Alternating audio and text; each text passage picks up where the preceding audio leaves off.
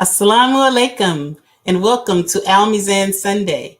We're going to start with a brief dua. Rabbina atina fit dunya hasanatan wa fil akhirati hasanatan wa qina adhaban. Ya Allah, give us the best of this life, give us the best of the life to come, and save us from the torment of the fire. Ameen. Welcome to Al Mizan Sunday, which is always held on the fourth Sunday of the month. It is sponsored by masjidwdm located in Houston, Texas, where it is led by a sister from the WDM community, not intended for an all-female audience, but to give the female perspective of Quran and Sunnah. Today, we will have part 2 of our Sunday Taleem topic, caring for our pioneers. This is part 2. Part 1, we gave several resources related to those in the caretaker roles that can be used to assist in ensuring that our parents have a higher quality of life. Today, we'll have a more roundtable discussion around caring for our pioneers. We want to acknowledge that our pioneers are our community's pioneers, our mentors, and mentioning their establishment of this community cannot go. We can't have this conversation without mentioning their assistance or their works in establishing our way of life here in the United States. And thanking them and acknowledging them for the work and foundations of our community here in America. But as we know, most of our pioneers are getting up in age, and as their children, I'm a second generation Muslim. I have children who are following me. We need to make sure that we are ensuring that our parents are having a higher quality of life. So that's the purpose and intent of us having these conversations or beginning these conversations around caring for our adults. The Quran says in Surah Isra, "For your Lord has decreed that you worship none but him, and honor your parents. If one or both of them are to reach old age in your care, never say to them even ugh, or yell at them. Rather, address them respectfully." So today's panel of sisters that we have that will be here with us today serve as caretakers in some capacity for their parents. But the topic is no way just meant for sisters. It's meant for anyone who may be in a capacity caring for our pioneers or caring for an older person in your family or in your care, or even a community member. So I'm going to bring our panel members in, and each one is going to give a description, introduce themselves and give their city, and then briefly describe their caretaker role or the role that they play within their family. So we can start with Sister Fitra Muhammad. Yes, assalamu alaikum. And I want to thank you for allowing my voice to be a part of my voice and experience to be a part of this very critical topic and important topic, as you have read from the Quran. My name is Fitra Muhammad. I live in Washington, D.C. I'm originally from Newark, New Jersey. And I cared for my mom until she transitioned, which was over a period of 5 years. And it was an experience. Sister Fatima. Assalamu alaikum. My name is Fatima Muhammad. I'm located in Pearland, Texas, just outside of Houston. I am caring for my father, and I'm one of 5 of his children who are caring for him. And we have been taking care of him since about 2016, 2017. Sister Hanan. Your mic is muted. Yeah. Yes, assalamu alaikum, everybody. Alaikum assalam.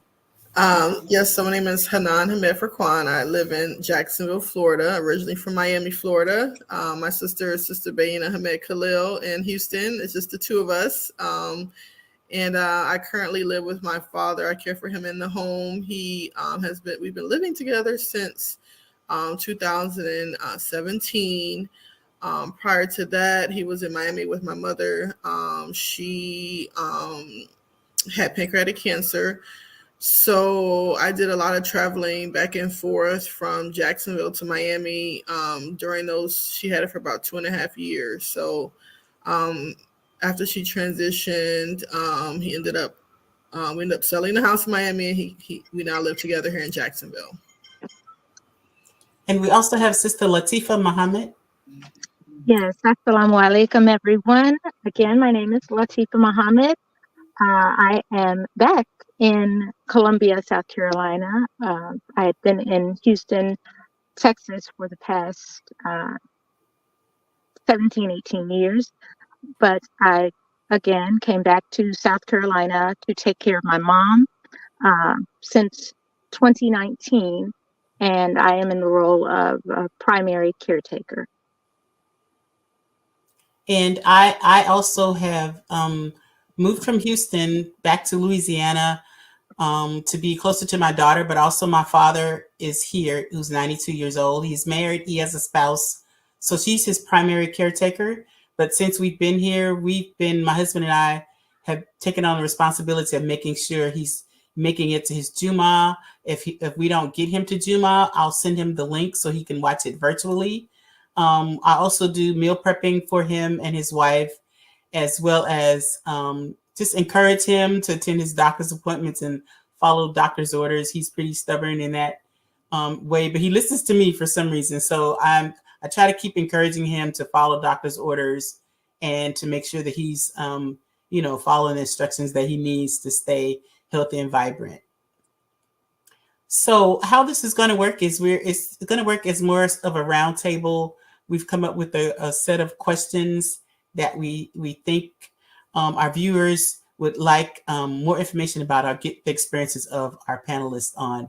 So I'm going to read the question, and anyone in particular, in no order, if you have something to add to the question or experience in this area, just chime in and give us your response. So the first question is, what discussion or conversations do you wish you'd had earlier with your parent prior to becoming their caregiver? So anyone can chime in with an answer.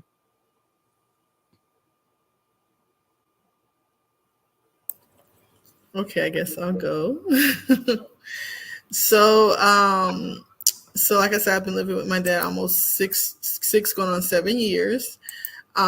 We never really discussed how our relationship would be with him living with me, and it's something we should have discussed prior to, because when you live together in the same household, that's totally different than living apart. And he's also here with his grandchildren, so that relationship, alhamdulillah, they're able to spend a lot of time with him. But I wish I probably had discussed like what his vision was for how he saw himself aging. Did he want to be hands-on, hands-off when it comes to the grandchildren? He's kind of been forced into a hands-on because they live together, and it could be difficult with that. Children, of course, can cause you to lose your patience and things of that nature, so not everyone is wired up to be around young children in their elderly years. So just having those conversations prior to, I think, would really help, to reduce any conflict and moving forward. I think that's a very important point that Hanan is expressing, because I would say the same thing, that I think it's a general attitude and a sense of responsibility, because all of those who need care are not necessarily our aging parents or older people. But I think the idea of living together is a conversation that we need to have more discussion generally, because you never know the circumstances of any one of us who needs caregiving, who needs assistance under, let's say, an accident that we may have, or we suddenly find ourselves with some kind of incurable disease, or and they're becoming younger and younger, where caregiving is important. So I think the discussion, the question of what is the discussion that I would have had I think I would have had, not just with my mother, but with my family in general, about us living together and buying homes or a house that would accommodate more than just my immediate family, but with the anticipation of someone moving in. And so that, Hanan, I totally agree with you that that idea of having a discussion about living together and actually creating that environment, that welcoming environment, and is something that needs to happen way before someone becomes ill. That's a great point. I will mention in just a little more detail that prior to my father moving from Miami to Jacksonville, he was looking to stay in his own apartment. And then when we looked at just financially, it just wasn't adding up, the market here. And we were blessed, alhamdulillah, to get purchase a home before he moved. And with that in mind, we looked for a home that would comfortably fit him as well as my family. And we were able to locate a home, alhamdulillah, and he ended up actually, it's his home. We were able to get a VA loan, which really helped because him being a veteran, we were able to get a lower interest rate, a fixed rate. So even now with the financial crisis, our interest rate is the same as it's been when we first got the home, which is a huge blessing. So just, Allah blessed us with that idea. Initially, that was not the intention. And I was like, you know what? I was looking for a home for my family anyways. I was like, we might as well, pull together our resources and get a nice home that we all can be comfortable in versus him living in a subpar apartment and me having to go back and forth every day, Alhamdulillah. Anyone else? My thing that I wish that we would have discussed prior to him needing care is I wish we would have discussed a plan, an eventuality that he just overall having a plan. I think when it comes to men specifically in our community, they're not very open to traditional just traditional medicine, traditional anything, it's more like, following the Quran, when even when you ask about wills and things of that nature, you try to have those conversations. It's not very proactive, I should say. It's more reactive. And so I just wish we would have had more of a plan beforehand, individually as well as with my family, amongst my siblings. Right. So that's something that I would do differently with myself personally. I think that sparks, just because it sparks the conversation we all should be having with ourselves, because, I think that's the issue is we all think we have time. I'm in my 50s now. I don't have a will, and I have it in my head, but no, I need to make plans now as if, we don't know when our day is. Allah does, but we don't know, so these conversations should also be sparking us as individuals to start planning for our own older years, our own golden years, our own, janazas. What are my plans for that? Do I have an Islamic will? Not saying, well, I have until I'm 80 to worry about all of that. We should always be contemplating that. So that's what this question sort of sparked that in me to think, yeah, no, we shouldn't wait till we're 80 to do this. We should be doing this in our 40s and actually younger than that, but alhamdulillah. I think if you have children, especially if you have children, you should. Right. But I think also if you live on different parts of the country, you're in different cities, that adds a whole nother dynamic. Mm-hmm. But I think these kinds of experiences give us a bigger picture of what family means and community life means. Mm-hmm.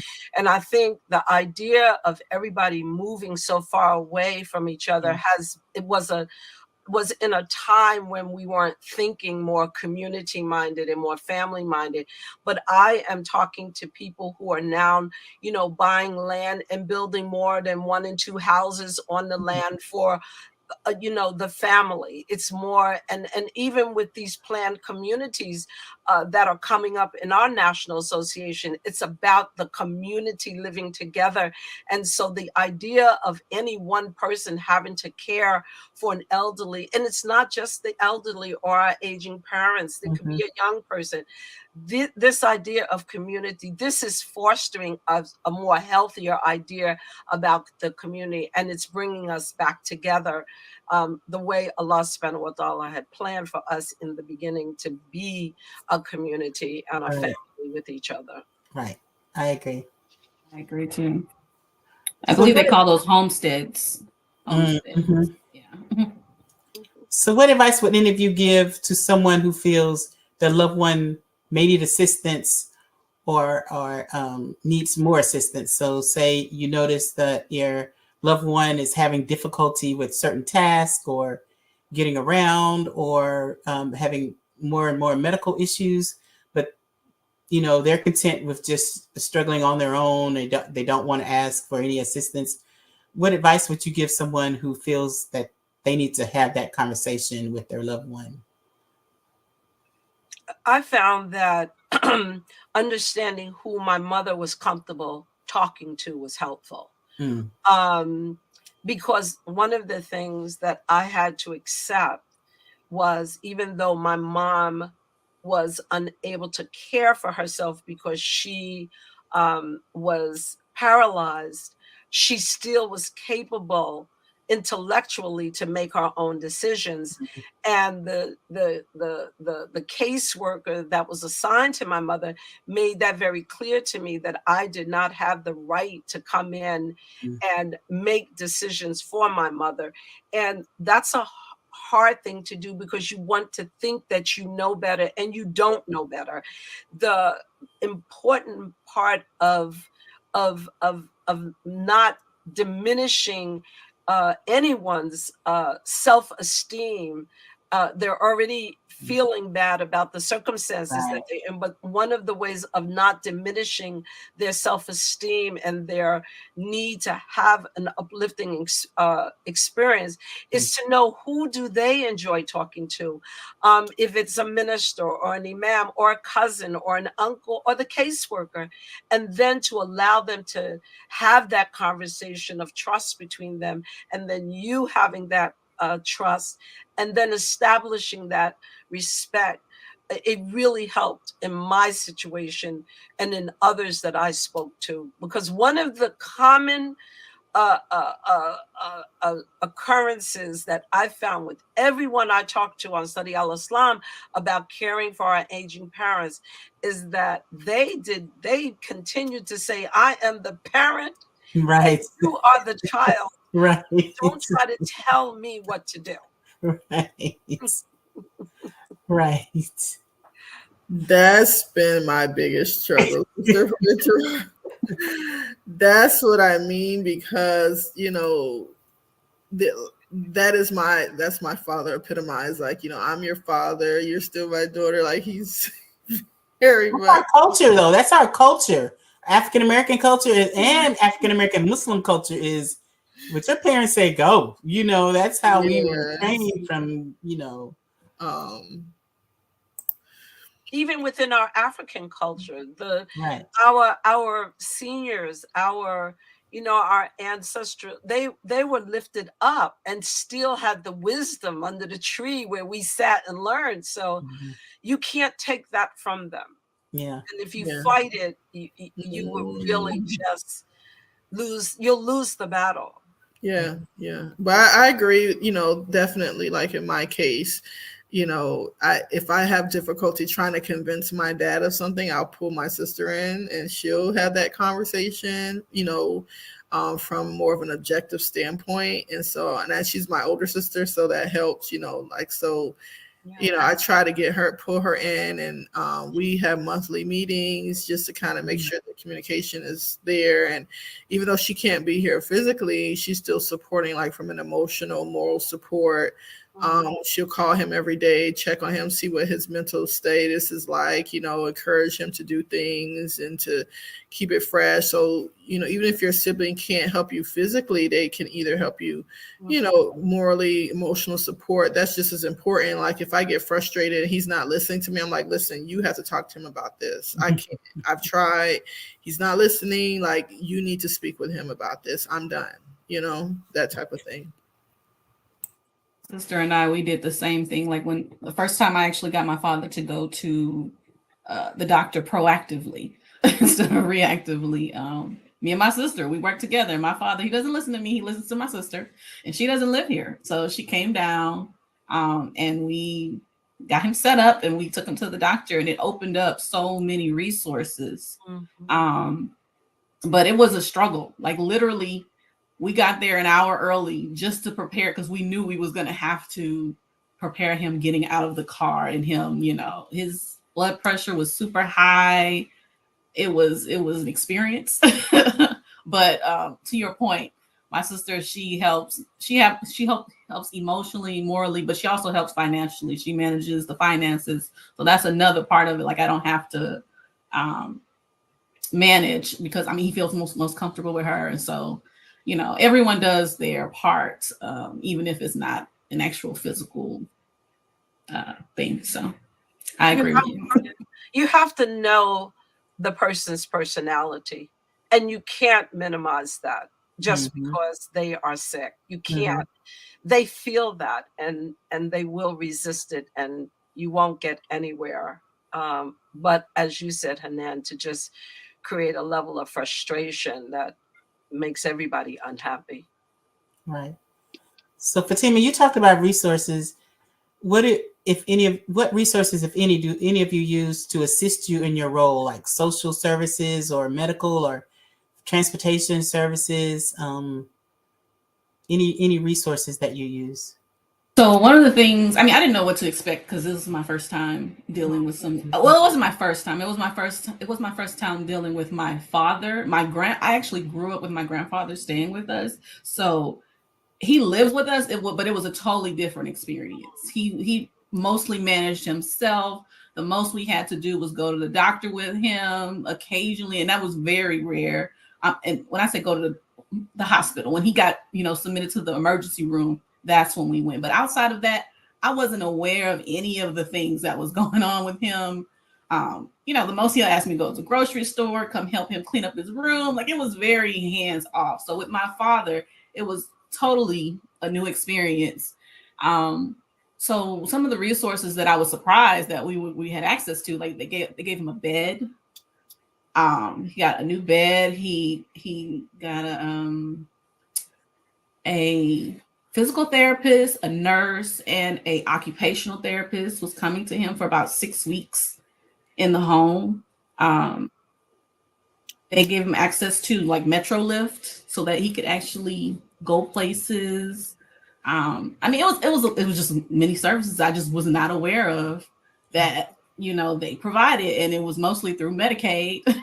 So it wasn't even like his traditional insurance. It was just with basic, just Medicaid. It's open to everyone. So I would definitely advise if your parent has never gone to the doctor before, you'd be surprised just the things that are available to him. And that's just basically what the doctor recommended, So and that was like the first time. It wasn't even like, I had to go a couple of times. This was just like, okay, he needs this, this, this, and this.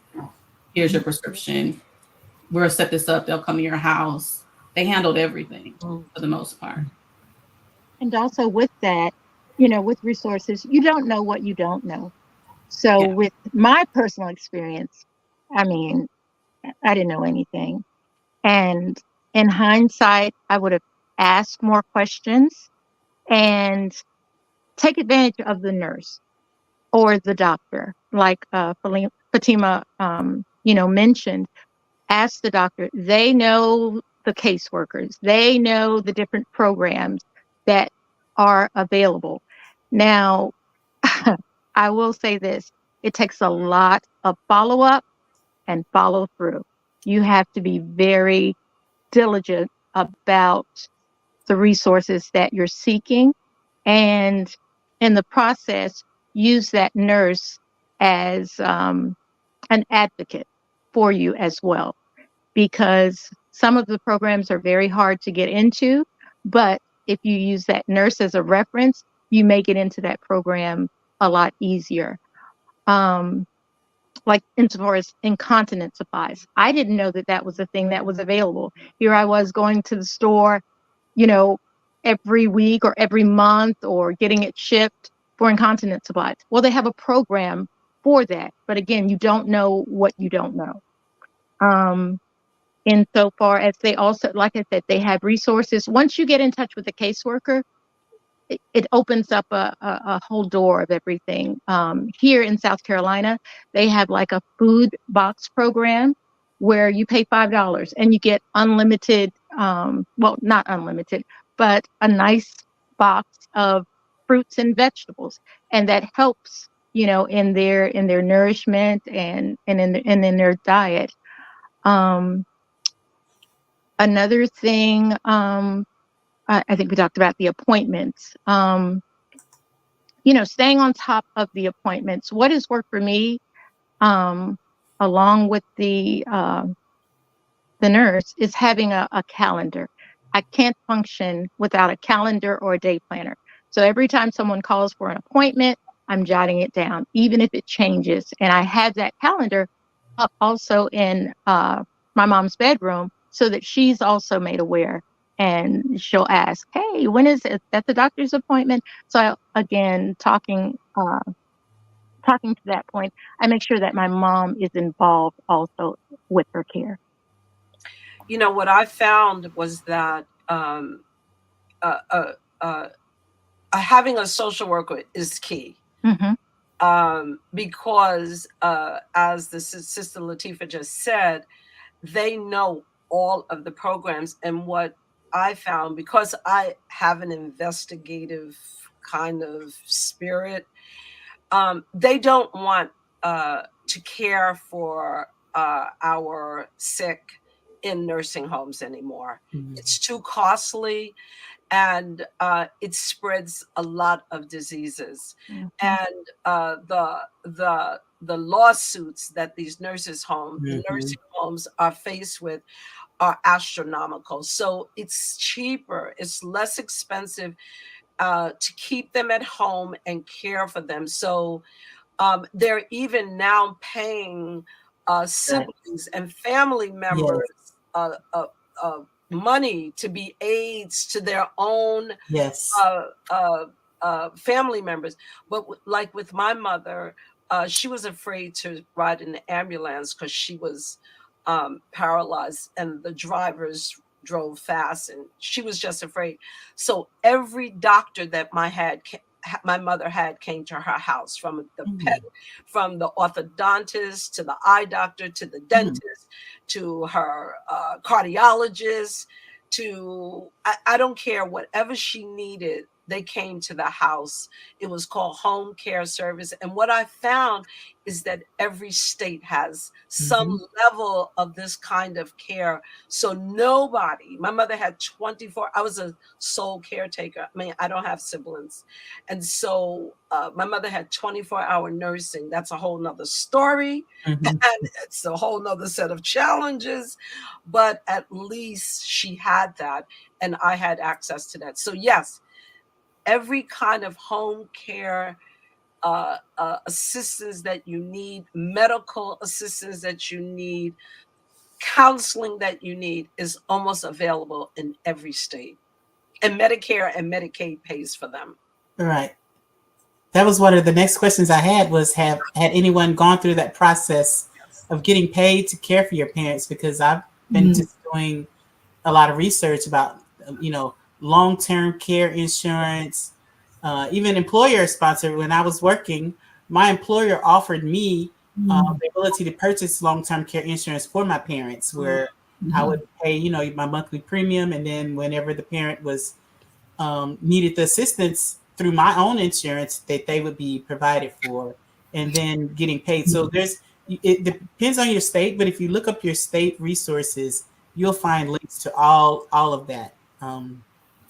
all of So us. for Any of you done yeah, that? so no, I haven't. Well, the resources that we've used with him being a veteran, the VA, he actually wasn't even registered with them because he only served for about 3 years. This was back in his 20s.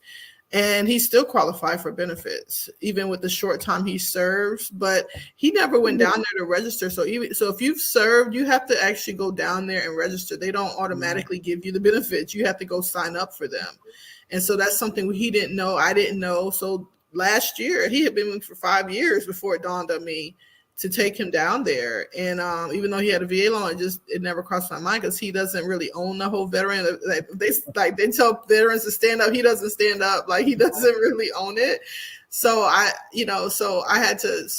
took him there, and they had it was a nice facility.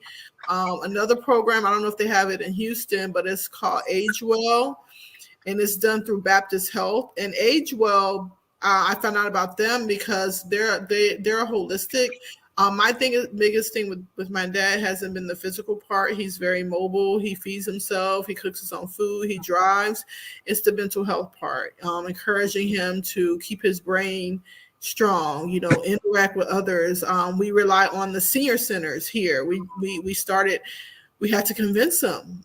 And we had to push him to go. It took almost a year, and now he's going. But it took time to get him to the point where he go. And he went to the one here in Jacksonville. And before he went, I went to kind of scope it out to see if it's something worth him doing, if it's depressing, and alhamdulillah, my very first experience was very good. A man came in. He was moving very quickly. He seemed like he was in his 70s. He was 89, and I couldn't believe it. He was getting around like he was in his 70s. And so I found out his name was Elijah, and I told my dad, I said, listen, you have to go meet this guy. He's 89. Like, you have to meet him. And so he went and they played Scrabble, and so he beat him. He wasn't happy about that. So the guy beat him. But a lot of times our parents have these preconceptions about senior centers, and he said, I don't want to be around old people. And that's exactly what I don't want to be around old people. It's like, well, you are old, but like, I don't want to be around old people. Like, that was his whole thing. And so we had to literally convince him, it's not just old people there. There are people there in their 60s, 70s, they're doing dancing, they're doing so he had this preconceived notion, and like I said, you just have to kind of take him there and show him and say, here, it's not as bad as you make it out to be, that type of thing. So definitely senior centers. I'm sure every city has those. Here in Jacksonville, it's totally free. You don't pay anything. Yeah. And they do provide transportation. And then the other thing I would say for resource would be, I mentioned Age Well. I definitely would look. I don't know if they have that in Houston, but what I was going to say about the mental health portion is a lot of times, it's very important that we keep our elderly engaged, because Alzheimer's is real, and there's a lot of research out there about how to prevent it and what kind of foods to eat, and so really getting ahead of that would be great, and then for me, there was, he was keeping up with his medication, but then he got really ill at one point and he wasn't able to, so I got this pill organizer, and it has Monday, when it has every day of the week, and it has morning, afternoon, and night, because some medicines you have to take in the morning. So to keep track of it, he had 10 to keep track of everything. I got him used to using that pill organizer, which really helps save time. Get those pills in the organizer every week. That way he's taking his medication like he's supposed to at the correct time. Because if you have the one where you just put it all on Monday, how are you going to separate morning, noon, and night? So Dollar Tree has one. It was cost $1, and it had the full so I really highly recommend that as well. Anything else? So as Muslims, and if your parent was Muslim, most of us were, how do you assist your loved one with fulfilling their religious obligations, or ensuring that their wishes are known related to their rites and rituals, their Islamic life, like making their prayers, specific foods, or even their janazah, what are their wishes related to their janazah or attending Juma? How do you assist your loved one with those activities? So for me, anytime there's something going on at the masjid, be it virtual or in person, I feel like it's my duty to keep my mom involved. There is no pressure, and as we say, there's no compulsion in religion. So I give my mom a choice, and I was like, "Okay, mom, they're having a strong end program tomorrow. They're doing a yard sale on Saturday, and of course, Juma on Friday. Which of those would you like to attend?" And I let that be her decision. Of course, I kind of encourage, but in the end, ultimately, it's her decision. But again, I lay that out for her. I try to ensure that she's still involved with service. There was a service conference call today, the monthly meeting. She was on that call. Again, we went to the yard sale at the school. There'll be a program tomorrow.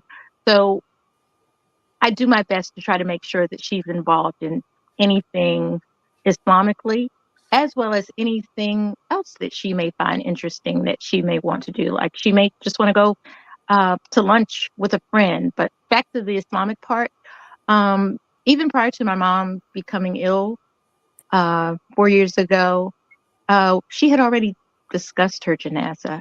So she has already stated she wants a janazah, where she wants to be buried, any of her personal effects. So we already have that, in writing. It's already been discussed with my siblings. So everyone is we're all on the same page. We're already aligned with that. Alhamdulillah. Yeah, for me, my dad, he that's his main outing is Juma, so that's never been an issue. He's gone whenever. Now, when the pandemic occurred, I was sad because that was really his only outing. So, but he has transitioned to online, so that's it. So he does the online ones. Yeah, we do the same. I send my dad the link, but since we moved here, my husband tries to go and get him on the Fridays that my dad is filling up to it. He goes and takes him, but I still send him the link, and I send him a link to the Houston Jumas actually. And he loves enjoying hearing Imam Wazir. He's like, "Oh, that Imam, that young Imam, I like listening to him." So he likes listening to Imam Wazir. So I try to send him, the Jumas links to those and the Taleems as well. But what I found when I moved here was that I had a conversation with my dad because we didn't know. My husband and I were asking, "Where's the Islamic?" In Houston, the Islamic grave sites are, where they are, where the grave sites. So we didn't know where they were here. There's a Muslim burial site. Where is that in the city? And is there actual a funeral home here? Because in the smaller towns and cities, you'd be surprised. You live in a big city, you don't worry about it. Where you go to the Muslim funeral home, where that is. But in smaller towns, you're like, is there even one? So we found out that there is one. But so I asked my dad, are you, familiar with it? And are you already planning to go to them? Do you want to use them? And he was like, oh, there's one. He didn't even know that there was one here. So I started having to have those conversations where you want to have your final ghusl, and do you want to be buried, Islamically? Do you want to be wrapped in the sheet? Is that what you want? Or we made all kind of plans. He says, well, the veterans are going to bury me. And I was like, the veterans will give you a plot in the veterans, memorial, what do you call it? Cemetery, but they don't do any ghusl, or they're not doing any preparation or anything. So he didn't know. So it's good to have that conversation because, like you said, Fatima, you don't know what you don't know until you ask. You find out, oh, okay, he's my dad. I'm like, of course he has that covered. But then I found out, no, he didn't.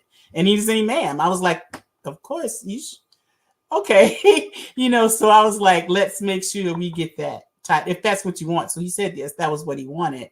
So we're in the process of trying to just get all the details lined out around what that looks like, where he should be taken and that kind of thing. I mean, these are difficult conversations to have. No one wants to have. I think Sister Anissa said in one of her talks that everyone wants to go to heaven, but no one wants to die.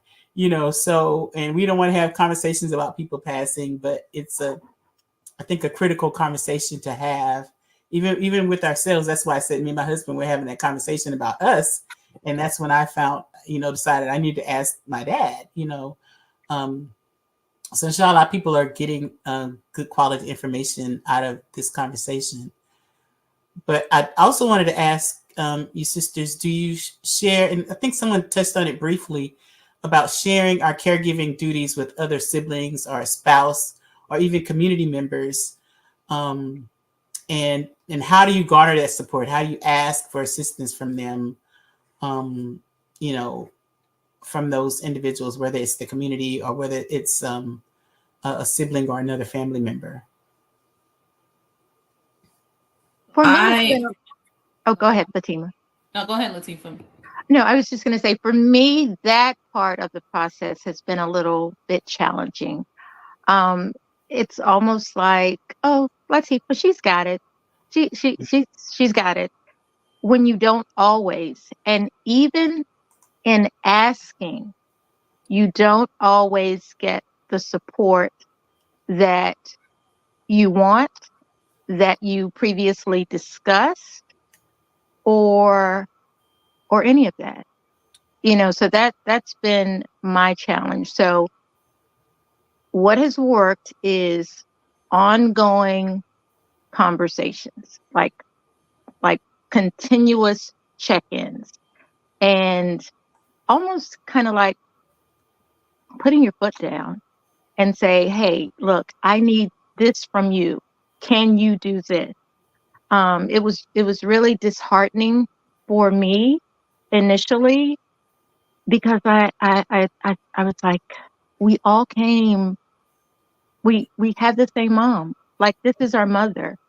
And I didn't get that support. And I think part of that was me being the only girl, maybe. It's like, well, I don't know, but that part has been hard. It's gotten a lot better, but it could still be better. It could still be better. Inshallah. I've heard that. I've heard that before, actually, with women who are the only girls in their families. So you're not alone. Alhamdulillah. Well, don't get me wrong. I'm grateful and I'm blessed that I am able to be able to take care of my mom. I wouldn't have it any other way. I always say they took care of us when we could not take care of ourselves. And I'm third generation Muslim. So I just say, alhamdulillah, I make dua, I go into the closet and I cry, and then I come back out and say Bismillah and keep going. So. Hey, whatever you got to do. Yes, ma'am. Yes, ma'am. So, I personally, my situation is a little bit different. My father lives by himself, by choice. He's very independent, but he's in a wheelchair, and so he does. So I have 5 siblings. We communicate regularly. We have a chat group. If something's very important, we'll hop on like a Zoom call. We try to keep each other informed of like anything, like an emergency happen or anything that he needs. We try to keep, each other informed of what's going on. But my father also pays someone to come and help him.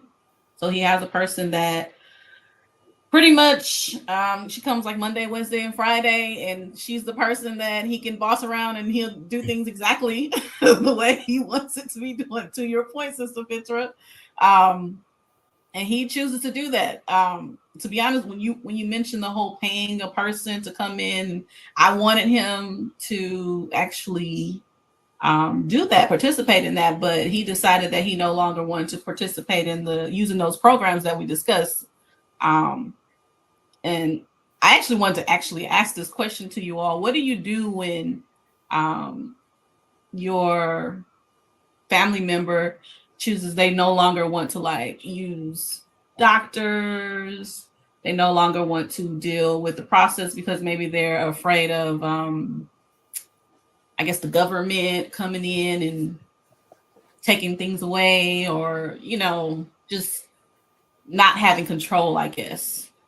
Or maybe not liking the outcome of certain things and just completely shutting down, because that's pretty much what happened in my situation. Yeah, I think to that point, a lot of time as Muslims, we hear so much about the hereafter and the better life, and a lot of our elderly, they do check out. They're looking for, they want to transition. Some of them they like, okay, what's next?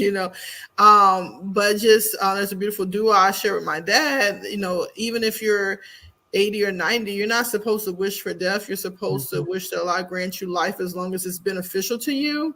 And then if it becomes a detriment to you in the hereafter, it's better for you then, but like, you shouldn't be wishing for death. You should still like live every day, be gratitude with that. And so just kind of keeping that mindset, I think, is good. Something that I learned in this process, I had this assumption that home health was available to everybody. Well, like in my dad's case, he had to go to the hospital. They only provide home health if you need it. So if my dad can feed himself, bathe himself, clothe himself, they're not going to they stop coming. They're like, listen, there are people who need us. Like, there are people who need us to feed them, need us to bathe them.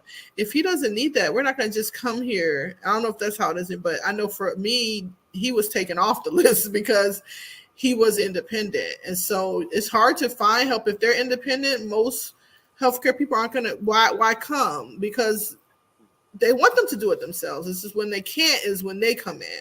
And then the other thing I assumed, I thought, okay, well, I had this idea about nursing homes where you could stay there forever. Well, I don't know how it is in Texas, but here in Florida, that's not the purpose of a nursing home. A nursing home is if your parent has had a surgery or a major accident and they're bedridden for a few months. And once you go past like 3 or 4 months, you usually don't stay there past that. You don't have people that's living there for years and years. That's not what nursing home is. Nursing home is to nurse you back to health so that you can go home. Like, that's nursing home. I'm going to nurse you back, and now it's time for you to go home. So I had this idea like, if it gets really bad, he can stay there. And like, no.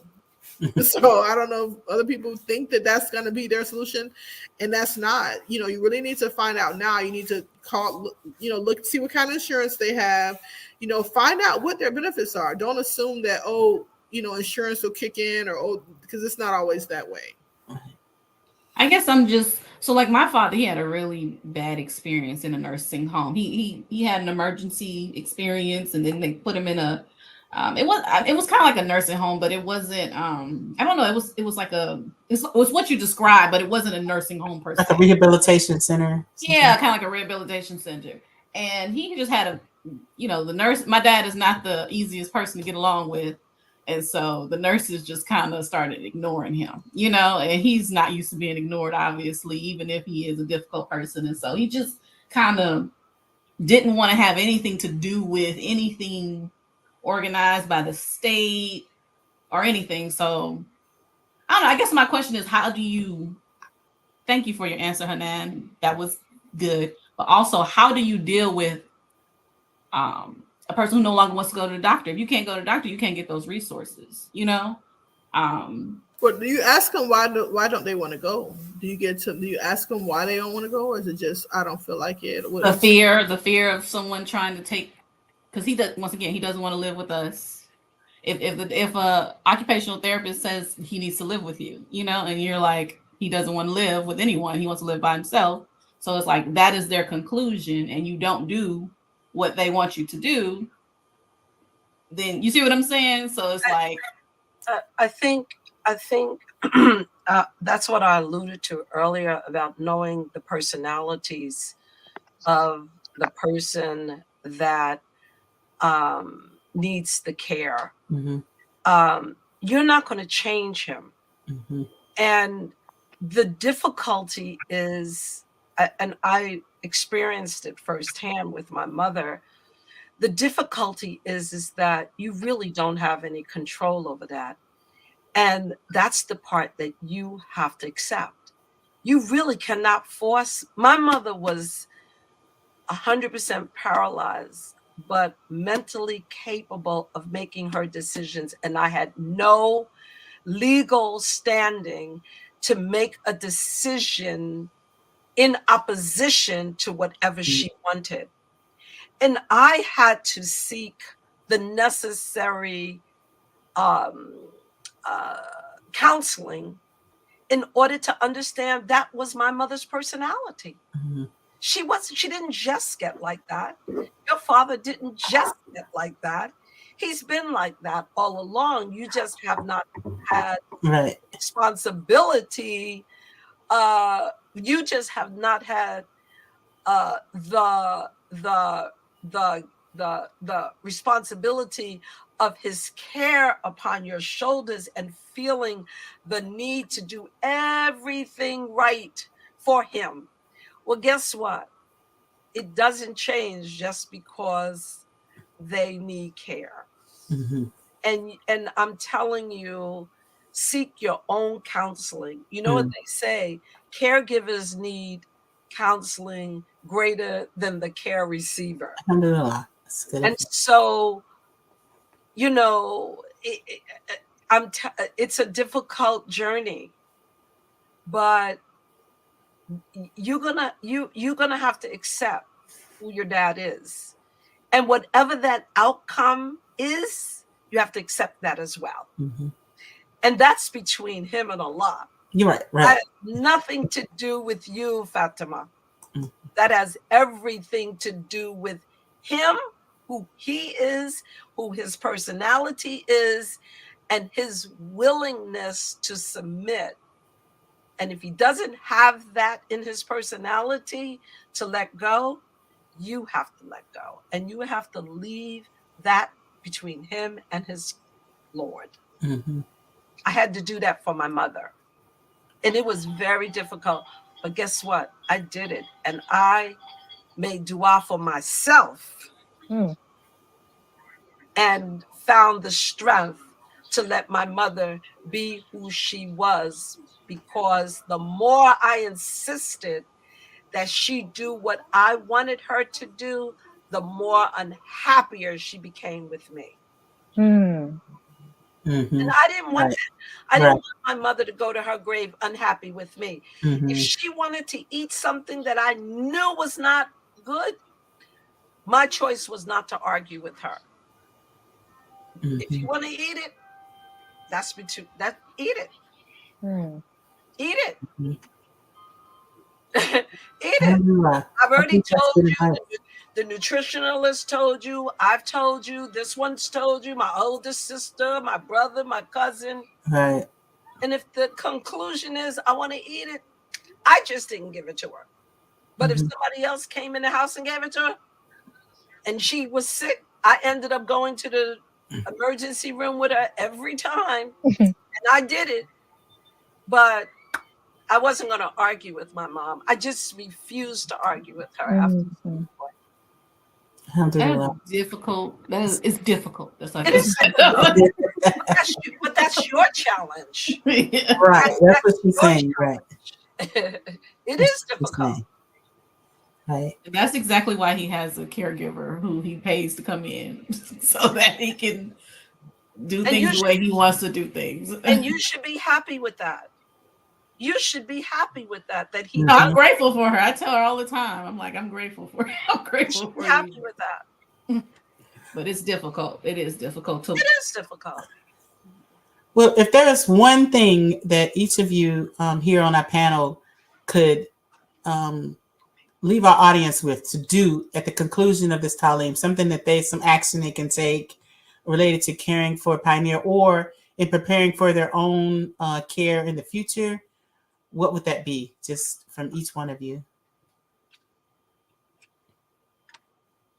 I think, like you said, the main thing is having those conversations and probably recording them as well as writing them down, because, you know, they could be like, oh, no, he didn't say that, or he didn't mean it that way. Record the conversation. That's the easiest thing to do. And before I leave, I did want to just I did want to pull in some points here from the Quran.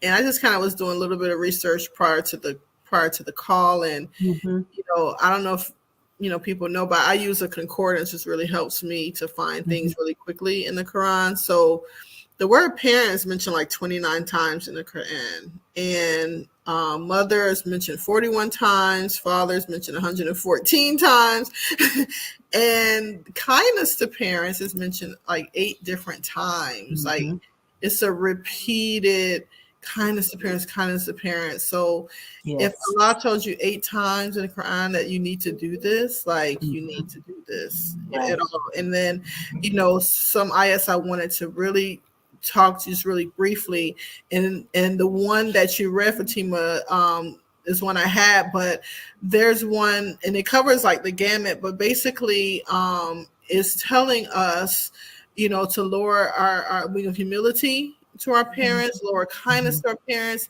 And it's also saying, but don't, it says, don't, you know, don't do, it says, don't stretch forth yourself to the utmost reach and you become blameworthy and destitute.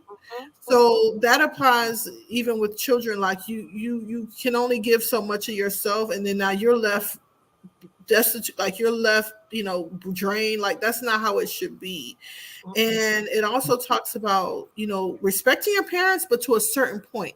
If they advise you to do something that's against al-Islam or to associate partners with the law, or, you know, you can say no in those circumstances. So there's so much guidance I just found just in researching this, you know, for this talk. But you know, I encourage people to really read all those ayats, you know, because all the answers are there, you know, right there explaining to you. And then the other thing I want to mention, there's an ayat that talks about elderly people. They reach the age of they call it the feeblest old age, where they know they don't know much after knowing a lot. So that Allah's telling you in the Quran, that's going to happen to them. They're going to get, you know, and some people more than others, but like you have to see, like my father, he'll literally throw a tantrum like a toddler. Like that's how you have to see them. You have to treat them how you would treat a toddler. You wouldn't, you know, and so you have to, you know, have that same disposition. And even talks about them changing your diapers. You need to change, they change your diapers, you have to change theirs. Like all that's in there. And you have to, you know, you have to do these. This is an obligation. It's not a choice. It's an obligation. It is. You have to do it. You know, you will have to answer for it if you don't. Right. That was one of the reasons why we wanted to have this conversation, was because for us as Muslims, it is an obligation. And for others, you know, you may interact with coworkers or people, you know, your neighbors, and they may say, oh yeah, I threw my mom over there, she doesn't just, you know, we're like, no, it's an obligation for us to make sure our parents are good, you know, within reason, you know. But that was one of the reasons I wanted to have this. We wanted to have this conversation, was just for what you're stating, Hanan, and thank you for those ayat. What's next? One thing you like the listeners to do once they leave the Taleem? I would just reiterate what Hanan said. Have that conversation. Make a plan for every step. If they you know, become sick and they're not able to take care of themselves, what do they want to do? Do they want to move in with you? Do they want to live by themselves? You know. Look, one more thing, the DNR, I found out, do not resuscitate. That's something you have to have on file with their doctor. It's a yellow form. I didn't know this. I thought they could just write it down. No. In order for, if let's say they have a heart attack or something happens and the ambulance is called, if you don't have an actual DNR legally ordered, they're gonna resuscitate. Okay. So make sure you have your DNR, and it's one that is actually that's legally binding, and you can hand and say, here, you know, he does not want to be resuscitated. That's something else that you need to discuss beforehand. When my father went into that facility, that was one of the things that we had to set up, was a DNR and get it signed. But so basically, the thing that I would suggest is just planning, especially if you have siblings, planning amongst your siblings, discussing what do you want. Well, discussing with your parents first, and then having that conversation with your siblings to see who is willing to do what. One of the things that Latifa mentioned, she mentioned how, you know, everything was kind of on her. I was very, you know, because I'm the oldest amongst my siblings, and the responsibility usually fell on me. And I was very, you know, I had children. My children were young when my father he started needing help. My children were very young, so I felt like, dang, I just started having children, and now all of a sudden my dad needs me to do all these things for him. I can't do all of this by myself. So I was very intentional about communicating with my siblings and telling them, like, I need you all to step up and help, and I need you all to take specific things, like who's bringing him food on this day. I need specifics. And if you're not going to do it, you need to make sure it gets done. However it gets done, it just needs to get done. So I would say making a plan with your parents, recording it, like Hanan said, I think that's a great idea, but also working with your siblings, and so you don't overwhelm yourself, or coming up with some kind of way in order to get help, because it's a lot of responsibility, and it's important. Sister Petra, you have something? Well, when you guys talk about siblings, I had none. Mm-hmm. So, there's no one size fits all. Even with siblings, I've heard so many horror stories of, there being 5 daughters and nobody wanting responsibilities. But, so it was really essential for me to get as much help, independent help, that I could. And I think that was an advantage for me because I wasn't dependent on anyone. And so I sought the best help that I could get for my mom. And what I wanted my mother to know in this whole process was that she was not alone. I wanted her, it was really important to me that my relationship with my mom in her days, and though it was 5 years before she actually transitioned, every day for me was important for me to let her know that she was not alone, and to try to, I used to always ask her, are you happy with me? That was so important to me. But it was also a way of making her conscious of that I was really trying to make her happy. And I needed her mercy, even though she was, and of course, Fatima, mothers and fathers are different, veterans are different, soldiers are different, there's so many different personalities to deal with. But that was, if I can say anything to the audience, I would say having a good relationship with your parent is so important. And one of the ways of having a good relationship is seeking your own counseling. Getting counseling for yourself so that you could have someone to help you manage through the kind of personality that you're dealing with. That is what I would say. Because you don't want to have any regrets. Right. You don't want to be burdened with that. Because there is no going back. Right. Shukran, alhamdulillah. Sister Latifa? I think Sister Fitra has been looking at my notes. So what I would leave our audience with, I think like what she just said, for me, being the caretaker and the daughter, what I had said is taking care of me. And I guess I didn't put counseling, but taking care of me, that would include that. Taking care of my mental health, because I think it was Sister Fitra, but someone said earlier, if you're not taking care of yourself, how can you really take care of someone else? And you try so hard, and you want to make sure that person is doing their best, and then you're not doing your best. So I would say, as a caretaker, anyone who's in the caretaker role, either full-time, part-time, or half the time, take care of yourself. Yeah. For the person that you're caring, in my case, it's my mom. Again, I said, ensure that they're loved. And what Sister Fitra said was, ask them, are they happy with me? Mhm. So that's going to be one of my takeaways. That's what I'm going to start doing. But my overall belief is ensure that they are loved. I want my mom. I want to have that too. I want my mom to know that I love her and that she is loved with everything that's going on.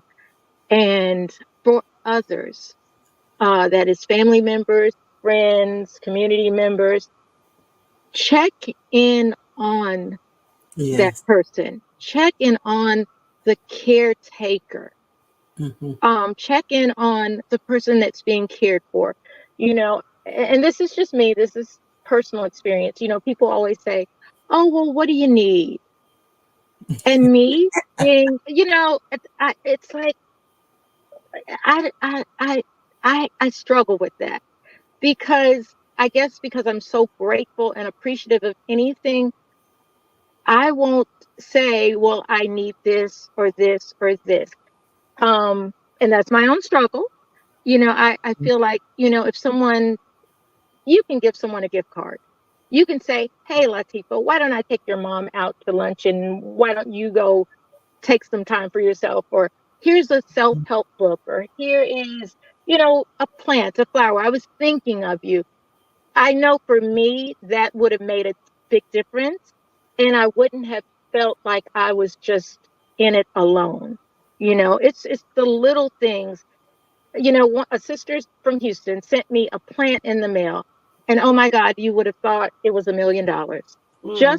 Just to know that she thought that much of me. And there have been other sisters in the community, and I don't want to call their name, not because I don't appreciate them and value them, but if it weren't for them, I don't know what I would have done. I don't know what I would have done. It's the little things, the big things, and all things. And of course, Allah subhanahu wa ta'ala that has helped me do what I do and continue to do it day by day. So I say, Alhamdulillah. I, I, Mm-hmm. I, I will tell you one thing not to do in the spirit of humor.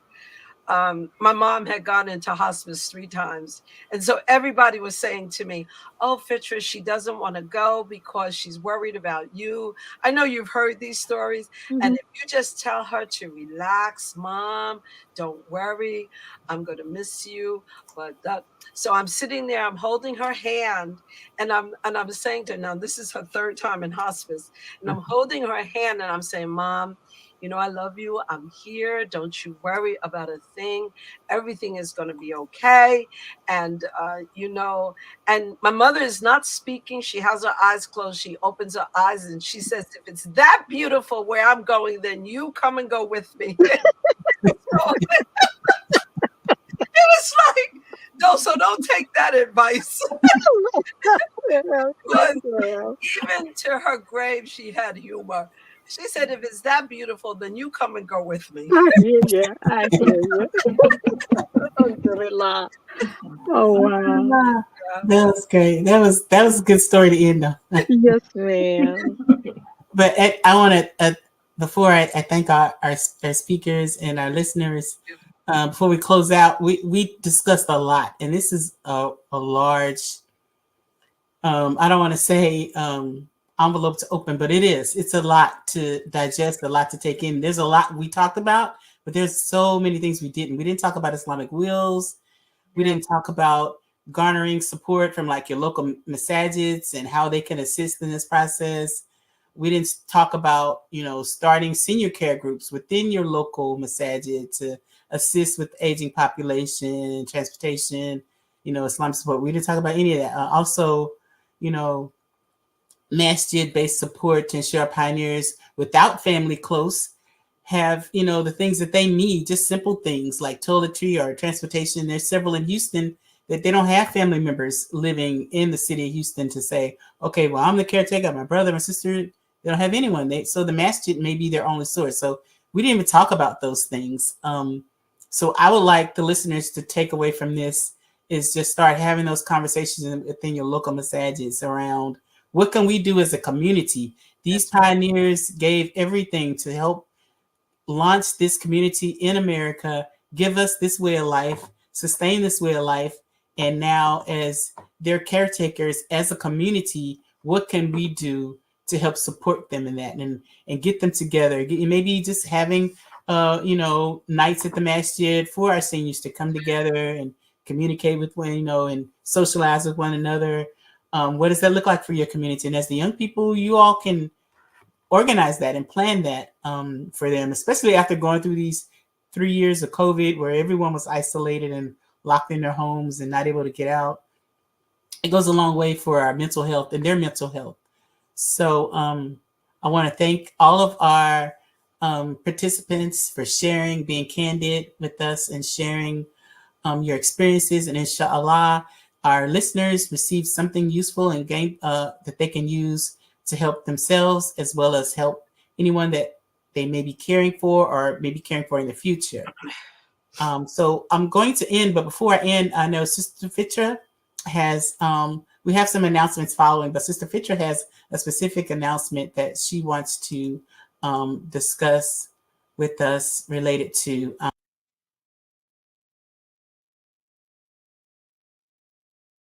I'm inviting everyone to join us for the annual community New Year's Eve duas.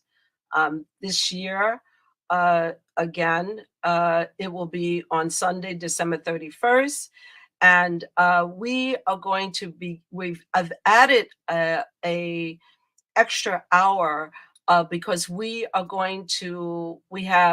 Imam Wazir who's going to give us a presentation on why do we recite Al-Kaf, and it's going to be followed up with 3 young sisters in our community who are hafizes of the Quran, and they will recite the entire surah of Al-Kaf before we move into our du'as. So anyone who is interested in joining us, it's really a spiritual time for the community. We will be making several du'as, seeking Allah's guidance, accepting our gratitude, expanding our heart, strengthening our faith, relief for the suffering, comfort for the sick and shut in, those who have gone before us, and good in this life and good in the next life. Please go to studyalislam.com to learn more about how you can join. Subscribe to the newsletter so you can receive the link. Thank you very, very much. Assalamu alaikum. We'll also put the video link of the video for the Study Al-Islam in the description of this video. So inshallah, you will enjoy the rest of your Sunday. And we want to say Assalamu alaikum.